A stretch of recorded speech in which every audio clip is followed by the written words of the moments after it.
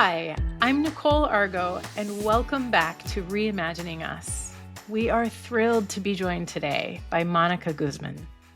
Monica, welcome to the show. Hey, thanks for having me. So let's start. Tell us a bit about your story. What inspired you to write I Never Thought of It That Way? So I Never Thought of It That Way is the capping off of something of an obsessive journey to figure out why so much of the world around me seemed to have lost its ability to see itself. And by the world around me, I mean the people in it. I kept hearing from one group of people I knew things about another group of people I knew that were totally wrong. And I didn't know how to begin to reframe what was being said. I am in a politically divided family of Mexican immigrants, all of us, and my parents went Republican in the last several presidential elections, actually all of them, and I've been Democrat in all of them. And in 2016, things heated up a whole lot, like they did for so many families and neighborhoods all across the country. At the time, I was running a local publication in Seattle. And what I faced as a journalist was understanding the pressure that different communities put on each other to conform to one point of view and only make room for one point of view. But as a journalist, I believed from the beginning that curiosity was important to the craft, and that it's really core to our ability to understand each other at all. And as an immigrant from Mexico, grew up with my family telling me stories before elections got a bit cleaned up in Mexico. Only one party ever won. Things were pretty rough. Still pretty darn rough for journalists. The United States has a lot going for it. And I just thought, whoa, hang on.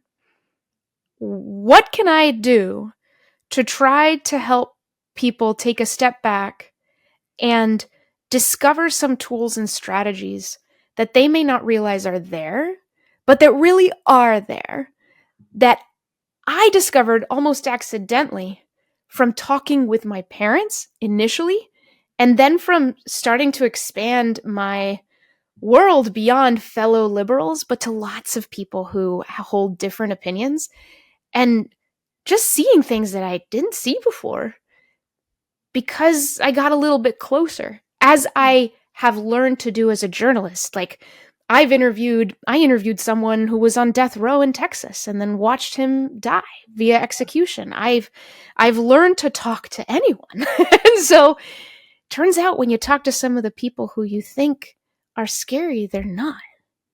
That's so true. And it's something that we hear a lot as we travel and talk to folks about the idea that people want to have conversations. They want to be curious. We asked a group of people about, what do you hope how do you hope they would react if you said something that they might disagree with? And I was convinced they were going to say, I just wish they would tolerate me. I wish they would do this. And almost without fail, people say, I wish they would just be curious about what I thought. And so hearing you talk about that makes me ask the question of what are some of the key ingredients to a good conversation across differences? I mean, how can we use curiosity as a tool to combat, polarization, arguments, discomfort, especially where places where the tensions are so high? Yeah, and that's where it matters the most right now. It's easy to get curious when you're super interested and it feels totally comfortable and like you've got time and this is great. It's harder to get curious in the places where we really need it. Yeah, which is where we have assumptions and certainties that are not well informed. So one place to start is the context. If you are looking to engage in a conversation about abortion with somebody who disagrees with you, and you want to start on Facebook, maybe rethink that. Just you want to continue the conversation on Instagram or on TikTok or even on text thread. Maybe rethink that. In the book, I've talked about these various characteristics of conversations where if certain of those characteristics are dialed up to a certain level, you're just going to have it's going to be far more likely that you will find purchase across the disagreement enough to build the kind of trust that allows curiosity to really flow freely. So on social media, one of the things you really lose is the full toolbox of human communication. Here you can see me gesture, you can hear my tone, you can see my smiles, right? When we are in disagreement and all we have is words, we tend to read into those words tones that aren't there. Mm. You know, that exclamation point sounds offensive when the other person was just trying to be soothing. And so that's just a recipe for disaster. And it's really nice to try to change those characteristics. So if a political conversation starts on X, on Twitter, pick up the phone or at least make it a private conversation. So you can think about the context in various ways. You can also think about yourself, your own goals, and your own kind of state of being. If you are really afraid of the other person, really afraid, then neurobiologically, you're going to jump to the trauma responses: fight, flight, freeze, fawn. And if you are in the trauma responses out of fear or for whatever it is, curiosity is going to be really hard in that moment. So if there's somebody that you're really scared of and you're like, man, they want me to talk to that person, probably not. The first step is probably to find someone you're not so scared of, or a set of ideas that don't scare you as much if you were to approach someone who believes them, and by the way, is way more than just their belief in that idea. There's a pastor at the Othering, not a pastor. There's a teacher at the Othering and Belonging Institute named John Powell. He tells this beautiful story that he's a bridge builder, and he talks about that. And a pastor came to him and said, John, are you asking me to bridge with the devil? And John said, maybe don't start there. Just not with the devil. He talked about the difference between building long bridges and short bridges. So look for those folks and those ideas where there's some tension and there's some disagreement and there's some, discomfort within you, but it's not so much. And so after a while of building those short bridges, John says, you may ask yourself who you're calling the devil. So I'll leave it at that. There's so many more tools, but I'll just start with those. That's powerful. And we just had a conversation with John last week. Yay. He'll be the episode before you. So this is perfectly timed. Yeah. Excellent. He is amazing. So to follow up on that a little bit, what would you say are the biggest mistakes that people make when they're trying to have these conversations? We hear this is one of the biggest fears that we've heard in our focus groups is folks who really, really do want to engage, and they're not quite sure how to go about it or where. But even if it were to drop in their lap, they're afraid to say something wrong. Yeah. So are there tendencies that people tend to have that we can just be aware of and know that at least we're not going to do that? Yeah. Well, one of the biggest, I don't know if I would call it a mistake because it's fairly natural. It just happens. The only thing you can do is be conscious of it, really, and then make your choices, is not realizing that your motive has changed from wanting to understand this other person, wanting to connect around what's being believed here, to wanting to win, wanting to defend myself. I need to be right. Something has been triggered in me that I can't let stand. And so now my motive in the conversation isn't what was the stated motive or what I believed I was in here doing to begin with. This has happened so many times with me and my father. I can't even tell you. We know how to push each other's buttons, and that's fine so long as you know when your buttons have been pushed. And that's the thing, is that somebody can push your buttons and you don't even realize that you have changed yourself in the conversation. So I have kind of woken up in the middle of conversations with him, and this happens all the time with all kinds of people, and realized that for the last several minutes, I've really just been trying to attack his character because I feel like he's attacking something about me or mine or the things I value. And then I go, whoa, like everything I did and said in that time of darkness when I didn't realize that I was in that mode, I now regret, right? And if I am in the space of curiosity, then I can't be in the space of domination. Mm. I can't. But I just have to notice, because those things will switch. It's often begins with physical sensation. Like if you really kind of pay attention, like a radar across your whole body, when somebody says something that you go, whoa, it actually like, maybe it hits you in the gut, or like in the throat or in the belly, and you feel it. And that's where, like, chemically your body will start to change, and it'll come up to your mind, and then before you know it, you're so not curious anymore. You're trying to manipulate and sabotage. So just notice when that happens. And then it's about, once you've noticed, okay, now you have choices. You can take a break in the conversation. You can say, you know what? I don't think this is the moment right now. You can change the subject to get to something calmer until your nervous system relaxes and you can come back to it. You can call out the feeling, you can say like, I think this is someplace that is really hard for me to go to. I have to tell you, like, I often feel attacked when people start saying these things. I don't think that's what you mean. I just want you to know that we've reached somewhere a little bit sensitive for me. And if you share some of that reaction you're having with the other person, and there's no script for this, whatever language you tend to use, then once again, you can collaborate on trying to build back. Because most of the time, the other person doesn't want to upset you. Like, maybe they're caught in their own domination loop. And so if they think they do, for a minute they do. But as soon as you remind them that that's probably not the intention, then they'll be like, oh, okay. Sorry, I get carried away with that sometimes, but I really do believe strongly in that. Okay. So there's all kinds of things you can do. But that is a really, really big thing. You start to think that if you just convince, if you just go right through the front and you just tell them they're wrong and try to shame them, come on, we're going to change them. And that is not how persuasion works. Never has been. And no, it's not going to work. I love that. You already started talking about skills and strategies and ways to actually, I think, build confidence in your ability to engage with folks. And we know that that's a huge part of getting people to actually, start building those bridges and having those conversations, is they need to have a little bit of confidence or psychological safety, as something I've learned from Nichole. But, you say in your book, which I love, where you say, when you ask, how could anyone think that? You're not really asking a question, you're closing a door. That's right. And I think, if you just remember, if as someone who wants to have a conversation, if we can all just remember that, how can I look at ways to keep the door open?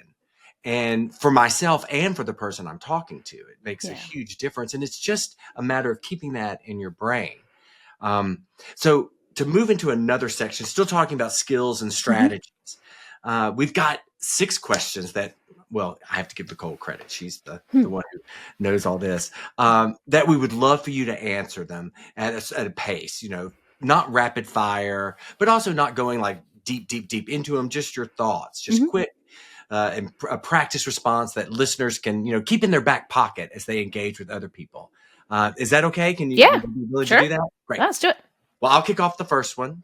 How do you recommend responding when someone says something offensive or harmful in the middle of a conversation? If it's offensive to you, or you think it's harmful to others, that's a bit different. If they say something that you feel kind of hurts you, it's okay to show that. Oof, or ouch. Show that. Show that you've been a bit hurt, because sometimes they didn't mean to. And if they see evidence that, oh, that hit you in a way that I didn't mean, before you even have to say anything, they'll go, oh, no, I didn't mean it that way. I didn't mean it that way. So give people the chance to do that by letting them see some of the feedback. If you swallow it and just keep a poker face, they may not be getting the feedback that they would want as somebody who hopefully is a compassionate human being who wants you to be okay.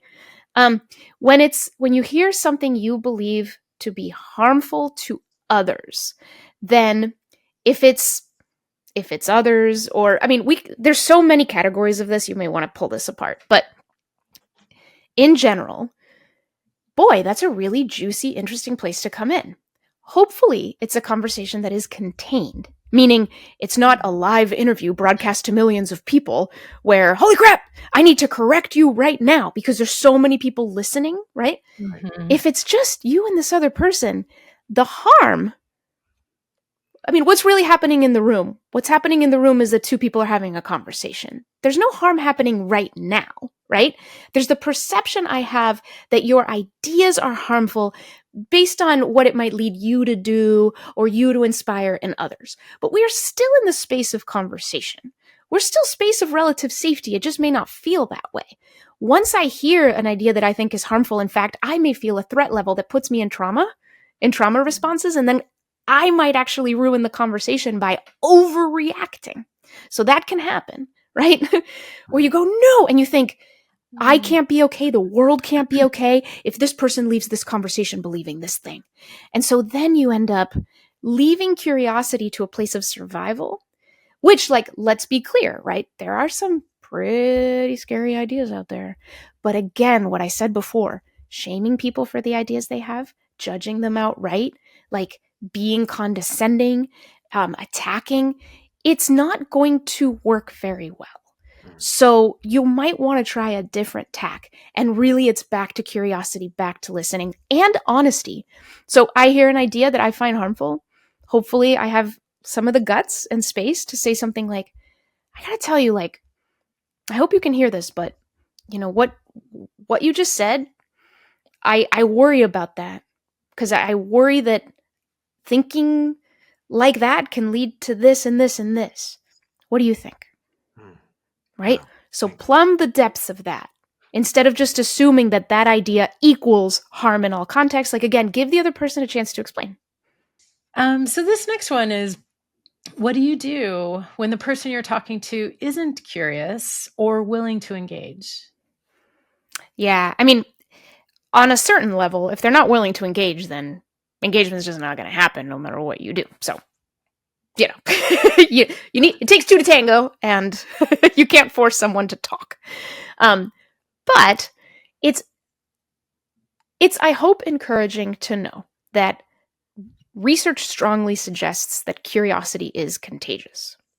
So if you begin a conversation and you see resistance, reluctance, hesitation, closedness to you and the other person, that doesn't have to be the end.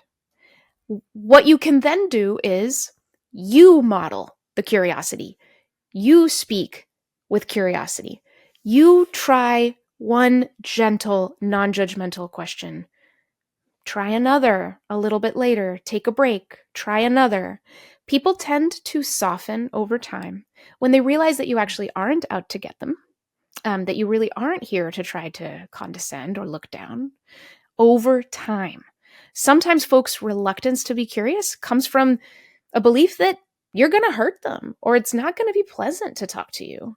For whatever reason, sometimes maybe there's a history there and maybe you haven't been the most amazing conversation partner.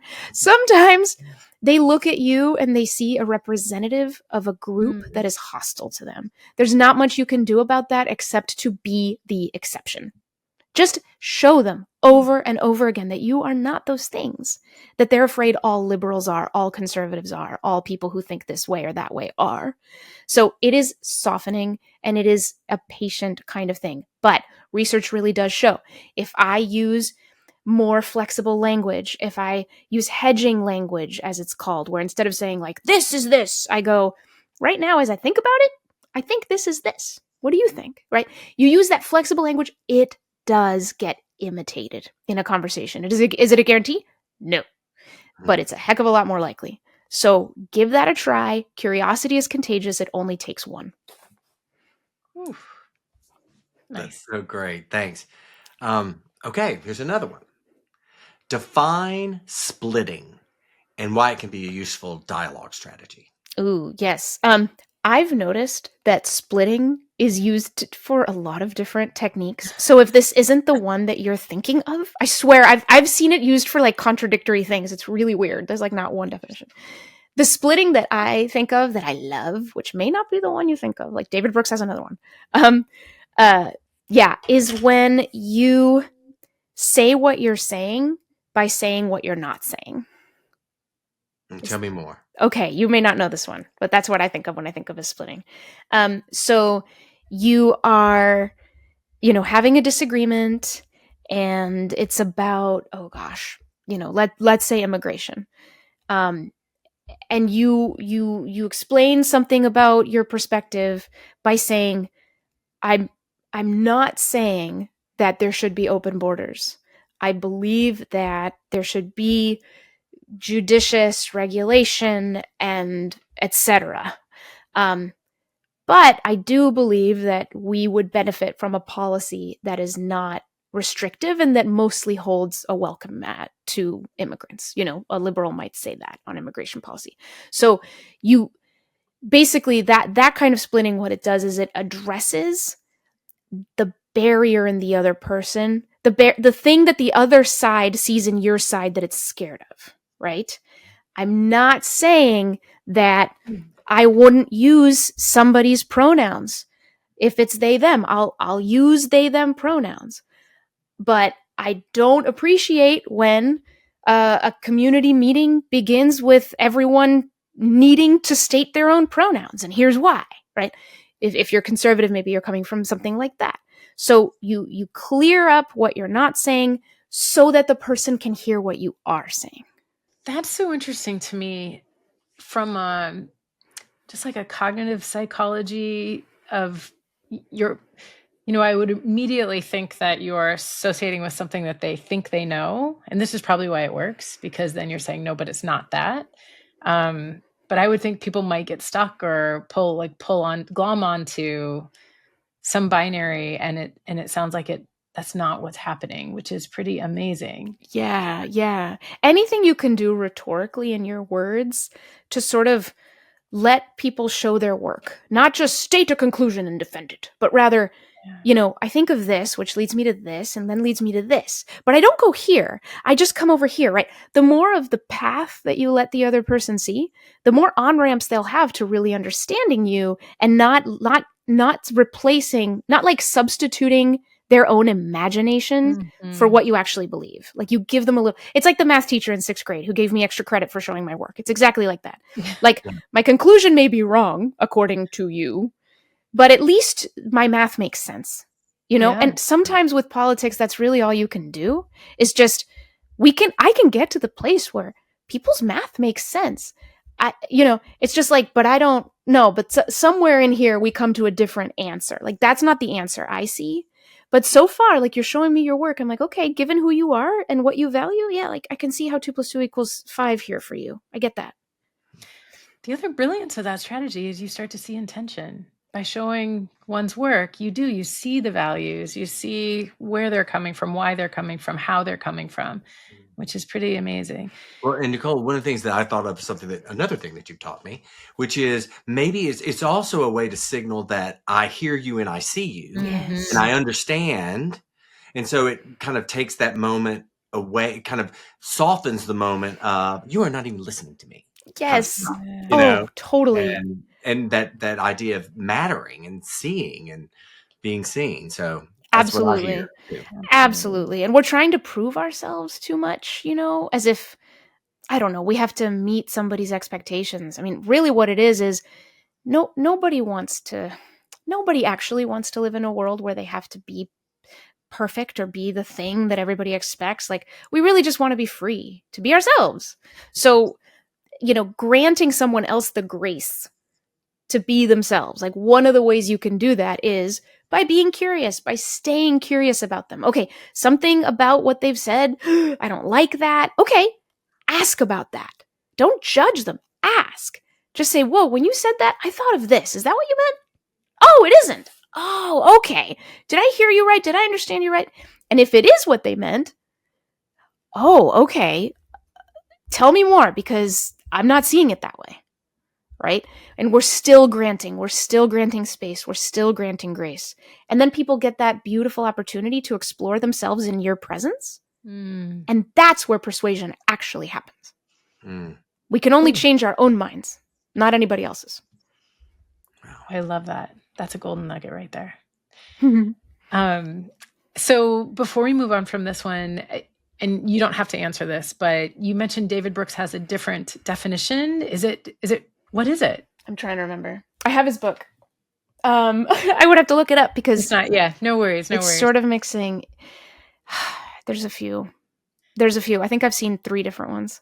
Which one are you thinking of? Because I've probably heard it. I knew yours, so okay. That's why I thought I don't know what that is, and so that's okay. why okay. I do it. Yeah, you'll see this is how we go. Oh, I have heard splitting being. It seems like it's almost a substitute for like othering, sorting. You know, that I'm going to split this person and this person, and so I'm splitting. I don't know. I'm getting lost in it. I'm actually not sure that I remember. Amanda Ripley writes about this. I think that is out there. Ripley writes about it too. Exactly. In a dehumanization pathway. Yeah, I totally. Yeah, so splitting is bad in that, but in the world of like rhetoric, like professors of rhetoric, I talk about splitting in the way I was talking about. And in the world of clinical psychology, of course, it has a completely different, like splitting from oneself, right? Because it's too much to hold. So there's a lot going on with splitting, and it's been neat to see it enter this space. Yes. I love it as a technique. There you go. Okay. What would you say to someone who feels like they've failed after having a tough conversation? So they try this. And yeah. Well, first I would say, look at your definition of failure.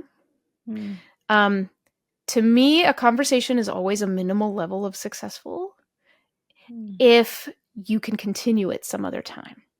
So if you have completely burned the bridge with this person and you can no longer, like, you're done, you're out, never again. Okay, yeah, that's pretty rough. But if there's still some room to come back, even to repair, right? Because there's a cycle, rupture and repair. We never talk about the repair. We only talk about the rupture. People in media, we don't see in the news any models of repair, which makes us think that once there's rupture, you've failed. It's over. It's done. You may as well never approach that person again, certainly never bring up the topic, and like be horribly uncomfortable if you're ever in their presence again. That's not right. That's not true. That's never been true of humanity. We can always repair. So again, like, reevaluate your definition of failure. If you failed to convince them, you were going to fail to convince them anyway. So please don't define failure that way. That's not a thing. It may look like it's a thing on social media because you got all those likes and they didn't say anything in response. Yeah, that doesn't mean they changed their mind. Sorry. So, or whatever. Or like you didn't change their mind. If you feel like, if you feel so hurt or like you hurt them, again, that's rupture. Now go to repair. Is there an apology that needs to happen? Is there an opening? Do you need to go and do some self-reflection just to see, because a lot of times we only see what the other person did to cause the rupture, but never what we did. It's usually a combination. Like, can you reflect on the dynamic, not who they are, but the dynamic of them and you together, right? That's something might have gone wrong there. Can you analyze? Can you figure out what that was? And then can you humbly maybe begin the process of repair? So again, there's all that. Why else might there be failure? You tell me. You kind of answered the last of these 6 questions in that answer, which is really like, how do you measure success? And I think what you're saying in many cases is that you can continue the conversation. Because, changing minds isn't always the goal. Yeah. And it shouldn't be your goal, really. It's a curiosity, and it's keeping engagement going and the opportunity to continue conversations. What else would you add to that about you're successful if? Yeah. I think, and this is no surprise, that you're successful if there's a lot of I never thought of it that way moments in the conversation where you and hopefully the other person are thinking of things in new ways. I keep thinking of the prism like as an object where you turn it and it has all these facets and it refracts light in different ways, and like white light comes in and then here's all these colors. It's about that. However you happen to see this one issue is how you happen to see this one issue. You have walked your path through life. You have read what you've read. You've absorbed what you've absorbed. You've reacted to what you've reacted to. You are one person, right? This is a country of millions. Go figure out how someone else, that issue comes into them and turns into different colors, which shades come out for them. And the more that we learn about other people's different angles, the more we can like add to our own understanding of ultimately highly complex things. So every time you are in a conversation, you go, I never thought of it that way. Or you just think it like, oh yeah. You don't have to like it, by the way. Whoa, I never thought of it that way, in that, yike. Okay. But even then, you're seeing, it's not about whether you like it or don't. It's just about whether it's surfaced for you, right? And if it's surfaced for you, it is now in your range of vision, then you have an opportunity to understand something new. That's really cool. So I find that successful. Even one of those moments, I think, is discovery. It's literal discovery at the intersection between people's perspectives, which is what we desperately need. So yeah, I find that successful. And most of the time, and there's been studies on this, a really cool study over the last year that showed that we tend to underestimate how much we will enjoy conversations across disagreement. Like, we just think they're going to suck. And they usually don't. There's usually at least one joke thrown in there, a little laughter to reduce the tension. Right. There's a surprise moment of agreement. Exactly. Common ground, right? I feel like people, I don't know, I tend to avoid saying and like, look for common ground, because I hear myself and I sound like a cliche, because it is a cliche. Common ground. But it is there. It does exist. Of course there's common ground. And so yeah, like, find places of common ground, surprising points of agreement. Exactly. Or just feel a little closer to the other person. Or, this is actually one of my favorites, discover something about yourself. Mm-hmm. It's not often that we're confronted with our own opinion. When you are in a conversation of disagreement, that might be the first time in a while, given how divided we are, that someone's even asked you what you think of this. And now you have to answer it to somebody who doesn't agree with you, which means you have to explain more than you normally do. Uh-oh. Now you gotta do your work in your own brain. Like, does my opinion even make sense to me? Right? We don't get those opportunities, which is one of the reasons that a politically divided society, in my view, tends to dumb down over time, because we're not challenging each other. So yeah, so many ways for it to be successful. Wow. I just want to say, as you were talking about this as discovery of self, of the other, of the values, of the connections, I kept thinking about that prism. And what I like about the image is that it's magical, right? You're imagining this conversation and these colors are whirring around and they say something and all of a sudden you have like this flash of light. And I think at some very human level, where connection and being seen and seeing is almost, it's like spiritual, right? It matters to all of us. Yes. It is magical. Like, these conversations are magical, which is, I saw the headline and I haven't read the study, but I wonder if that's why it's so shocking. We go in thinking this is going to be a pain, and then we're like, that was almost spiritual. Yes, I'm so glad you brought up that language. Magical, spiritual. So much of our discourse happens on platforms, and it's sort of all technological now, and people write articles with arguments, with paragraphs that all like add up, and everything just feels like conclusions stacked on conclusion, conclusion, and that the only way we're taken seriously is we have our conclusions straight. And that's not human. That's not human. We're not robots, but we have to be with each other in human ways off of some of these spaces that tend to flatten us, to really remember that magic is with us all the time, And that's when you'll start by talking about, I don't know, elections, and you'll end up talking about the meaning of life. Like, it's amazing. You know what I mean? Like, you'll end up talking about how important like safety is, and freedom, and these virtues and all of that. And then it reminds you of growing up, and then you have this memory, and then it's politics is not its own kind of academic field of study. Like, politics is how we thrive together. That is boundless. And we don't think of it that way. We think of it in this technocratic way. It's not. So yeah, once you get into these conversations, you give them a little room to breathe, you allow curiosity to come in. This is all about how to human. That's all this is. I actually kind of, yeah, I mean, I tell people this, that I'm not in politics right now because I love politics. I'm in politics because I hate what it's doing to people. And by that, I mean, I hate what we are doing to ourselves as a result of what we feel and think about politics. So that's why I'm here. I am no wonk.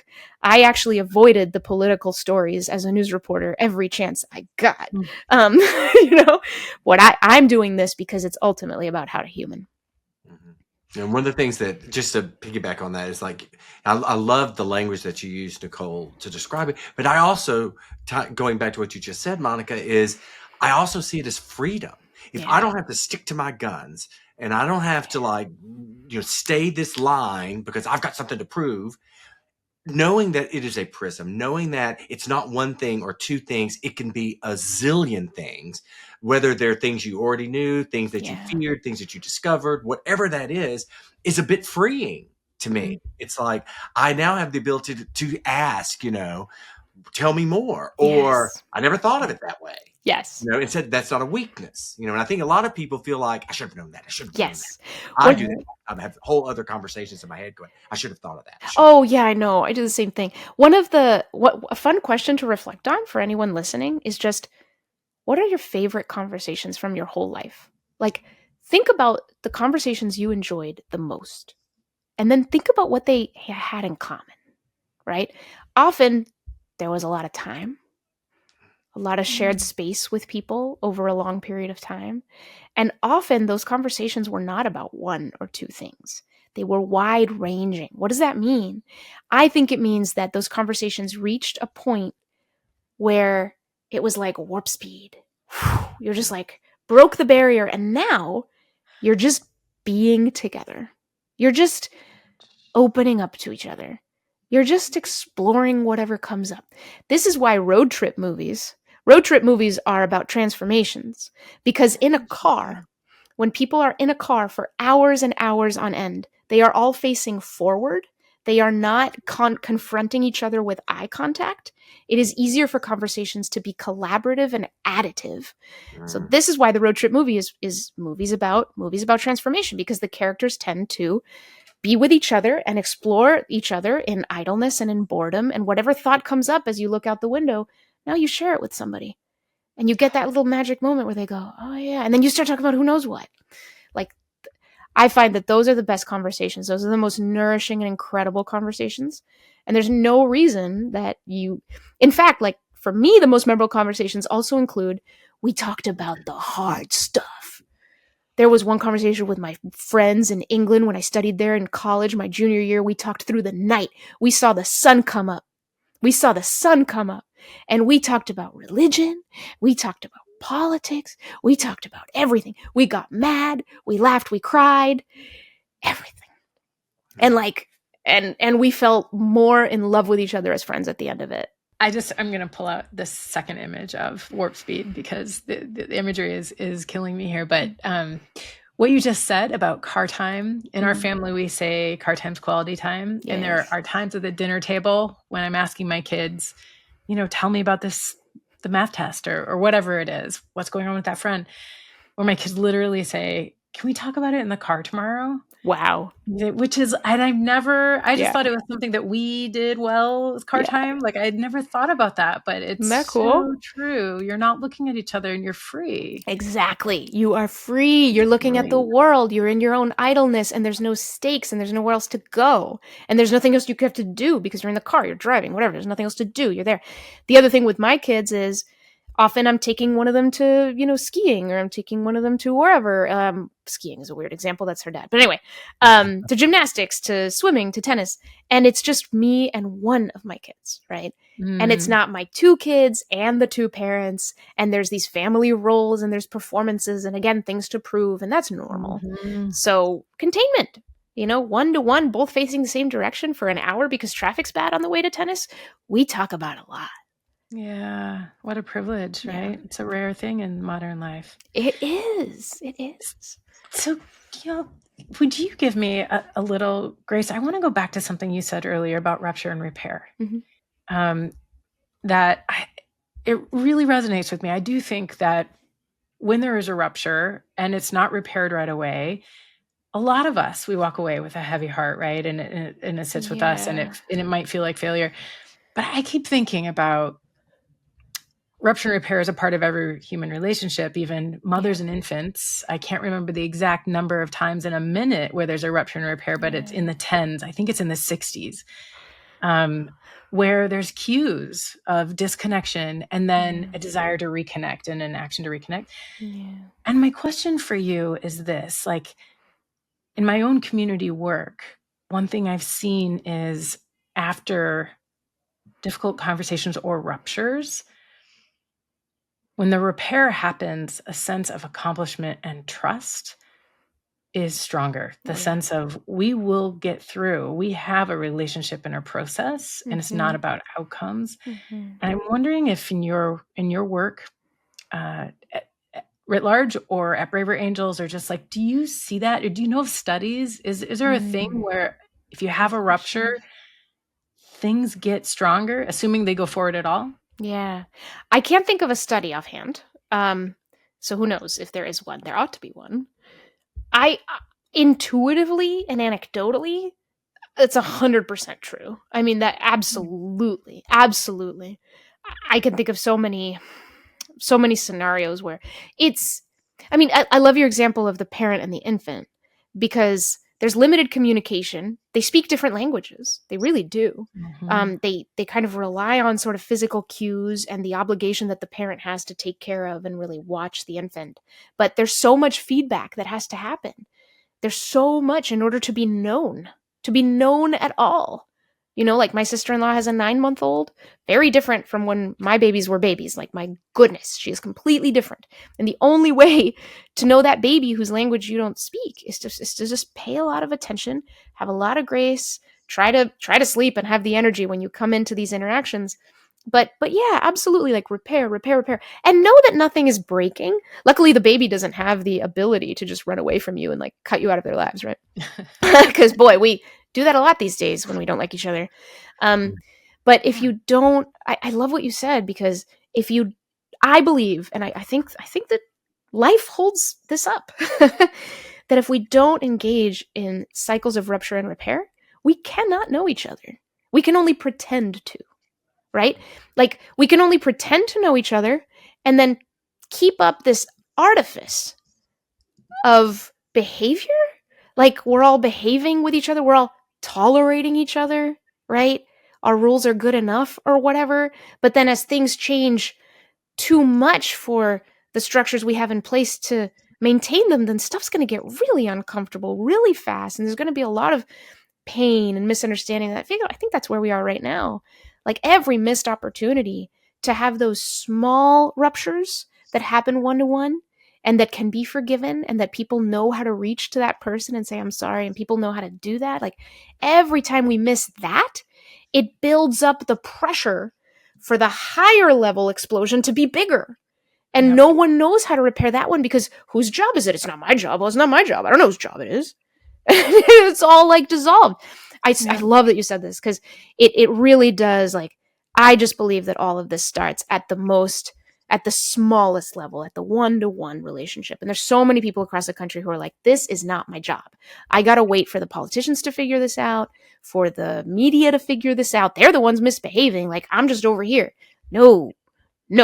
This is the trust you build or break with each other. It does have to do with stuff. It does scale up. Don't miss that. How we treat each other, how you treat another person who disagrees with you in that one conversation, that moment matters. This is not to put pressure on you so that you feel guilty. Just the opposite. It's so that we just accept that this is supposed to be messy. It doesn't have to be a big deal, but it's a big deal because we're out of practice. So true. You know, I really love that analogy, and the way we have to rupture and repair, and we actually do that all the time in our lives. I think. I feel we do. But, we've talked a lot about what individuals can do to promote connection across differences in their lives. But what about communities? Oh, Would you yeah. have advice for municipalities, organizations, or individual leaders, like police chiefs, superintendents, or others, Yeah. as they design spaces and structures and systems to govern local life? Yeah. I think one of the top challenges right now for designing community meetings and convenings and gatherings is you have to have your eyes wide open to the bad habits and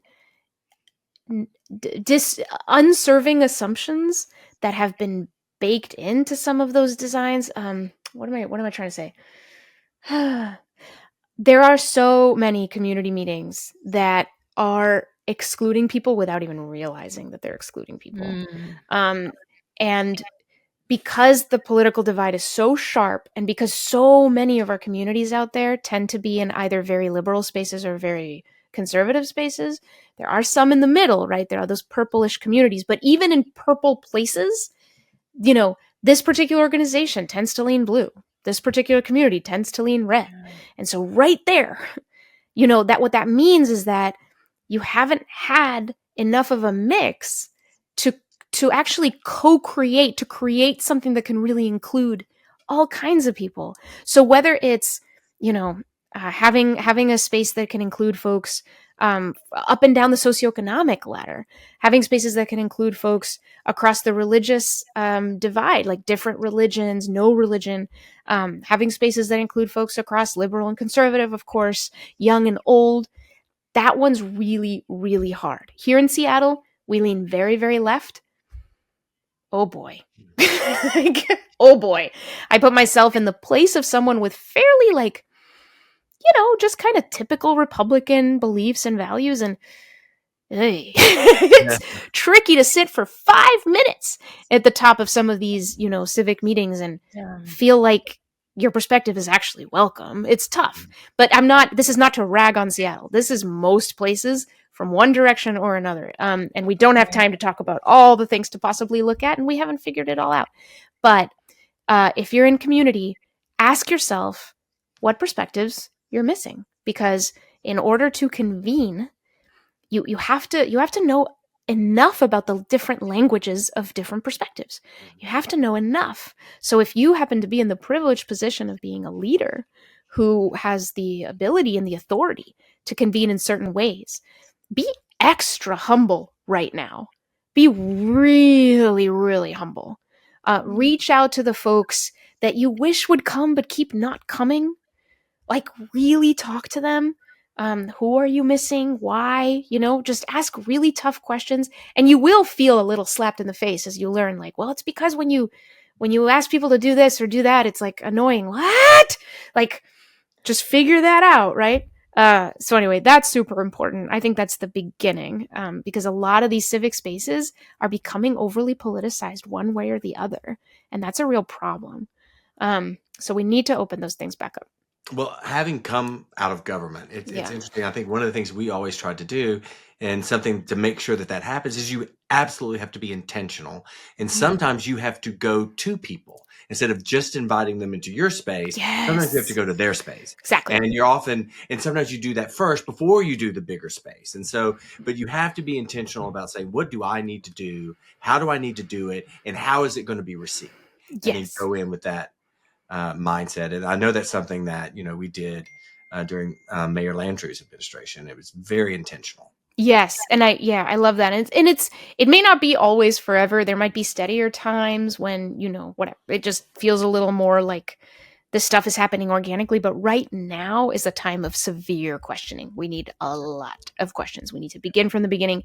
And to your point, like, you're that leader. Absolutely. Go out and have coffee with that person who is trusted by many people who appear not to trust you enough to come. Like, figure them out, right? It's you cannot scale relationships. We keep trying because, again, we're in love with technology. Look, technology can scale. I can send an email to 1,000 people. Great. You can't build community that way. You just can't do it. You have to do it person by person, and trust is organic. I love that.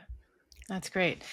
Okay, Monica, we're nearing the end of our time, so we want to leave you with the last word. Is there anything that you would like to say to our listeners today? What would you like them to hold on to that you've already shared or that you haven't had a chance yet? I think we've brought up, and this is part of that spiritual thing, that conversation is a big way that we are known, that we know each other.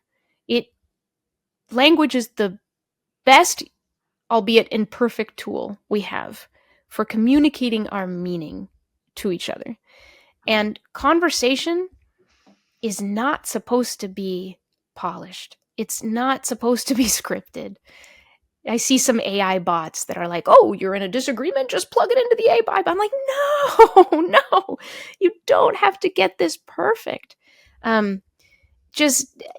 Really, really, really, conversation is the most incredibly sophisticated series of micro decisions and ways that we listen to each other. And it's so powerful. And just, I challenge everyone, like, just have one more conversation this week that you're a little bit afraid to have. Not really afraid, but a little bit afraid to have. Just ask that question and see what happens, and keep yourself honest to yourself about your intentions. That I'm here to connect, I'm here to learn, I'm here to understand. And if I feel a certain kind of way that makes me want to react, let me not react, but let me just notice that. Be like, oh, wow, that upset me. Okay, I'll take that with me. Like, that upset me in a small way. Let me figure out why. Maybe I'll learn something. And that's it. We don't have to save the world in every conversation. We can't convince other people in one conversation very easily at all. The best thing we can try to do is build trust and connection with each other right now across difference. That's it. I love that. Thank you so much for this time and your great words and your fantastic book that I think people will get a lot out of. I never thought of it that way. So thank you so much. And Monica, thank you for your spirit. It's been delightful. Your personality and the life you bring to this conversation, to the work that you're doing, which is, yes, on the one hand, it's really hard. And I know it's also, on the other hand, it's incredibly inspiring to be working with so many people who are connecting in all these ways. But it's just been a real pleasure, and it's wonderful to listen and learn from you.